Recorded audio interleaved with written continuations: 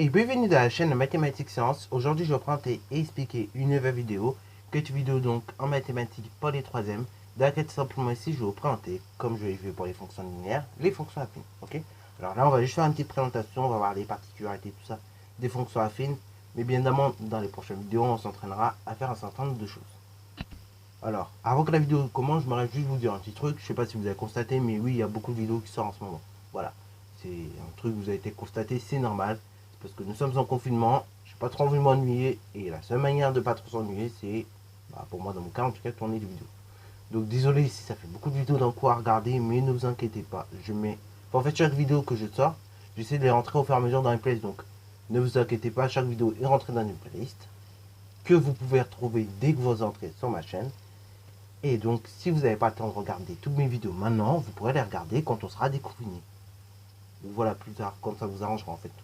Voilà, c'est juste que j'essaie de tourner assez rapidement les vidéos maintenant parce que je me dis que même si, effectivement, ça fait beaucoup de vidéos d'un coup à tourner et à monter et à mettre en ligne, même si ça fait beaucoup d'un coup en fait, et mine de rien, c'est pas autant que l'on croit. Parce que quand tu comptes bien, il ne reste pas tant de jours d'école que ça non plus. Hein.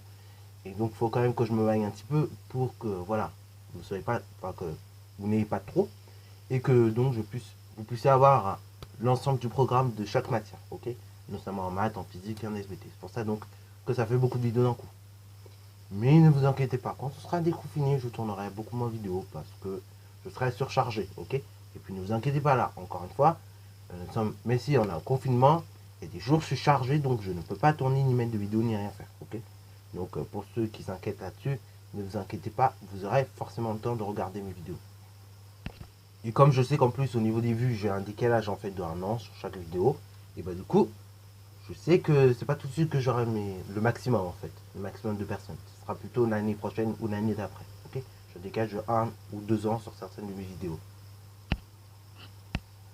Bon, avant que l'introduction fasse trop longue, je m'arrête justement vous dire un truc aussi. Merci à tous ceux qui me suivent en plus.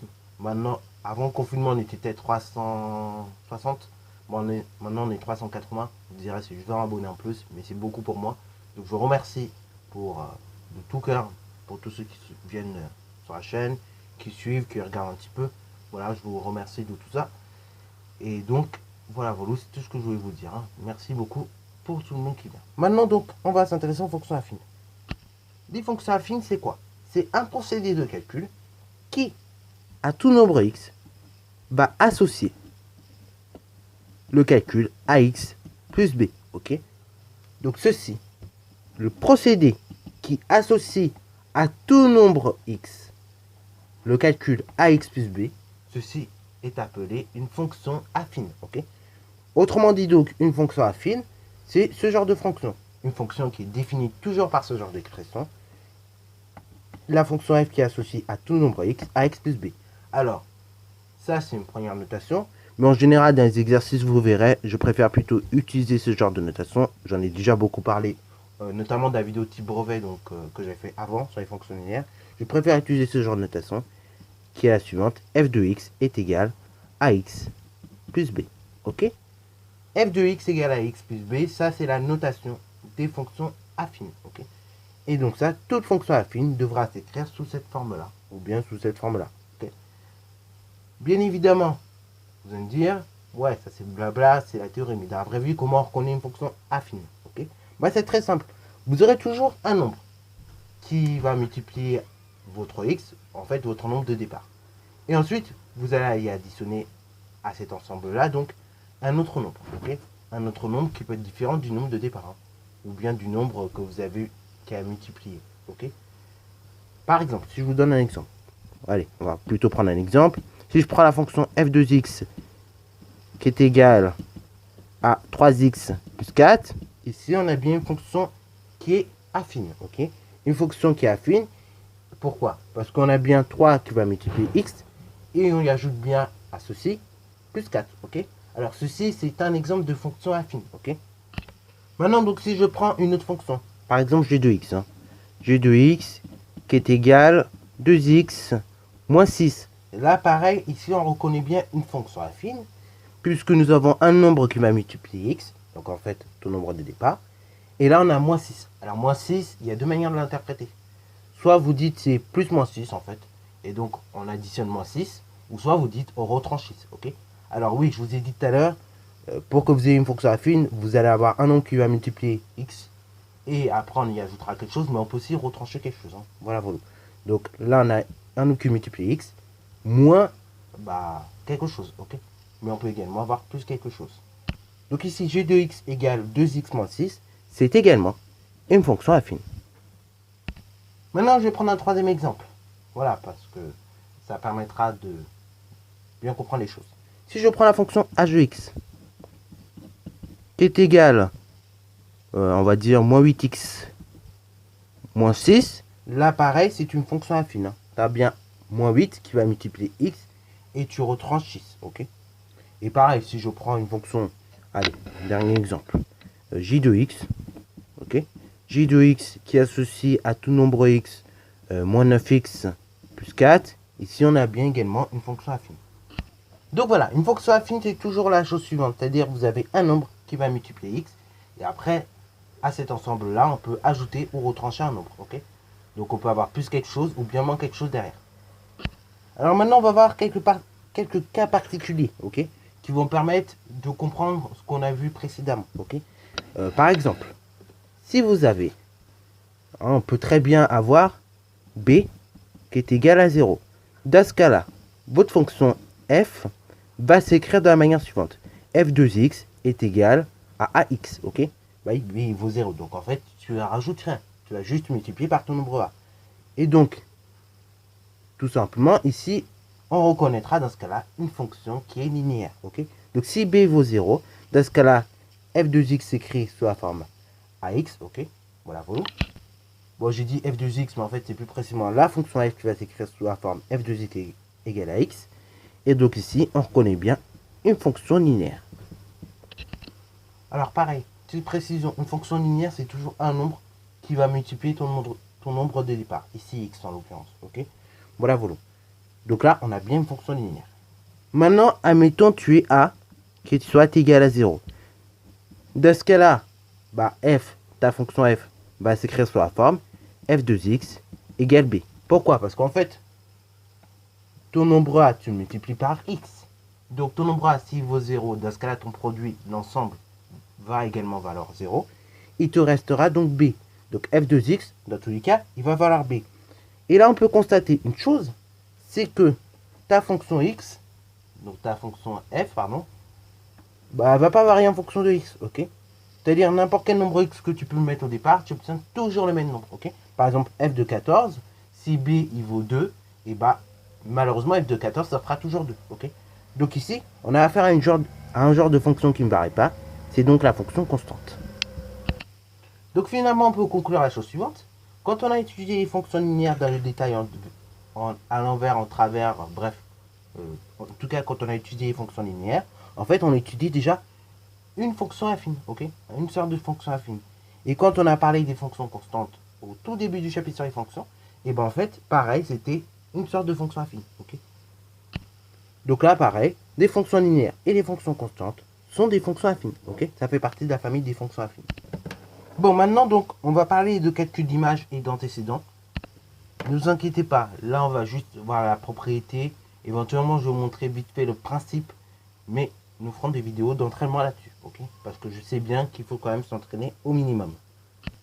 Donc, dans le cas des fonctions affines, en fait, ce qui va être bien, c'est que vous aurez à chaque fois, une fonction affine va admettre seulement une seule image et un seul antécédent. Un seul et unique antécédent. Donc ça, c'est très très bien. Une fonction affine va mettre une seule image, parce qu'une façon de calculer seulement. Soit en soi, c'est logique. Mais elle va également mettre un seul antécédent. Et ça, c'est très très très pratique. Parce que du coup, quand on va déterminer des antécédents, ça ira très très vite. Vous allez voir. Donc c'est parti mon kiki. Maintenant, donc, je vais vous donner quelques exemples. Ok, je vais vous donner un exemple pour le calcul d'image, calcul d'antécédents. Et je vais vous montrer comment on le fait. Ok, la rédaction, tout bien propre. Et après, on fera des vidéos d'entraînement qui vont sortir très vite. Ok, donc si j'ai une fonction f qui est définie par son expression f de x égale, par exemple, 2x moins 2, et qu'on nous demande par exemple de calculer, je sais pas, f de 2. Et f de 2, c'est tout simplement donc 2 multiplié par 2 moins 2. Autrement dit donc, f de 2, c'est tout simplement 2 fois 2, 4, moins 2, c'est-à-dire donc 4 moins 2, qui fait 2. Ok, f de 2 est donc égal à 2. Vous voyez bien, en fait, j'ai remplacé x ici par 2, puisque x ici est valait 2. Voilà. Donc en fait, quand tu vas calculer des images par une fonction affine, c'est toujours le même principe. Tu vas finalement remplacer ton nombre en question par tes x que tu avais, tu le remplaces par tes nombres que tu avais, enfin qu'on donne par nuancé. Ok. Ça, c'est après les choses qu'on peut vous demander. Mais on peut également vous demander de trouver un antécédent. Ok. On peut par exemple vous demander de trouver l'antécédent de 15. Ok. Donc si on te demande de trouver l'antécédent de 15, en fait tu recherches un nombre pour lequel f de x égale 15. Ce qui revient de dire, bah 2x moins 2 égale 15. Ok.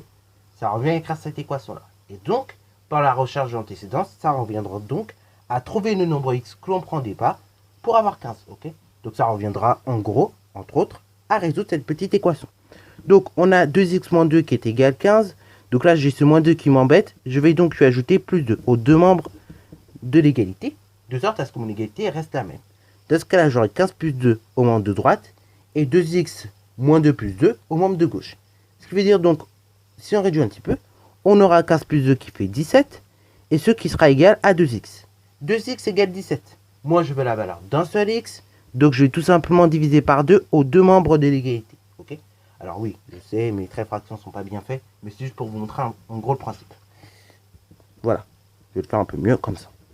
Donc j'ai 2x qui est égal à 17, je divise par 2 aux deux membres de l'égalité.